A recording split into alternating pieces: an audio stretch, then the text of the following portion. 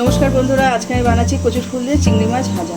খুব সহজে এটা আপনারা বাড়িতে বানাতে পারবেন। তাহলে ভিডিওটা আপনারা শেষ পর্যন্ত দেখতে থাকুন। এখানে আমি 2 বাটি কচুর ফুল নিয়েছি। কচুর ফুলগুলো আমি কেটে বেছে নিয়ে আসছি। এবার কচুর ফুলগুলো আমি এইভাবে কেটে নেব। এর ভেতরে একটা সাদা অংশ আছে, এটা আমি বাদ দিয়ে দেবো। এই যে এটা তাহলে গাল চুলকোবে। এরকম ছোটো ছোটো করে আমি কেটে নেব কচুর ফুলগুলো। এটা ছোটো ছোটো করে সব আমি কেটে নেব। এটা আমি বাদ দিয়ে দিলাম। এবার এরকম ছোটো ছোটো করে আমি কেটে নেব। এরকম করে আমি সবগুলো কেটে নেব। কচুর ফুলগুলো ভালো করে আমি কেটে ধুয়ে নিয়েছি। জল আমার গরম হয়ে গেছে, গরম জলের মধ্যে আমি ঢেলে দেবো। গরম জলের মধ্যে কচুর ফুলগুলো দিয়ে একটু হালকা আমি সেদ্ধ করে নেব। কচুর ফুলগুলো আমার সেদ্ধ হয়ে গেছে, এবার আমি নামিয়ে নিচ্ছি। কড়াতে আমি সরষের তেল দিয়েছি, তেল গরম হয়ে গেছে। এবার কালো জিরে দিয়ে দেবো। কাঁচা লঙ্কা কেটে রেখেছি, কাঁচা লঙ্কাগুলো দিয়ে দেবো।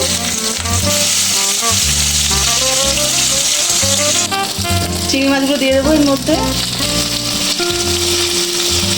কচুর ফুলগুলো আমি জল ঝরিয়ে নিয়েছি। এবার তেলের উপরে কচুর ফুলগুলো আমি দিয়ে দিলাম। এবার নেড়ে চেড়ে নেব।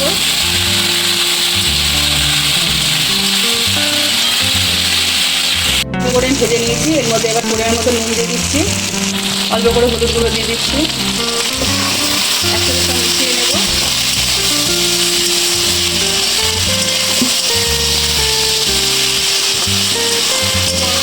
ফুলগুলো আমার ভাজা ভাজা হয়ে গেছে। এবার আমি ঘেটে দেবো এরকম করে।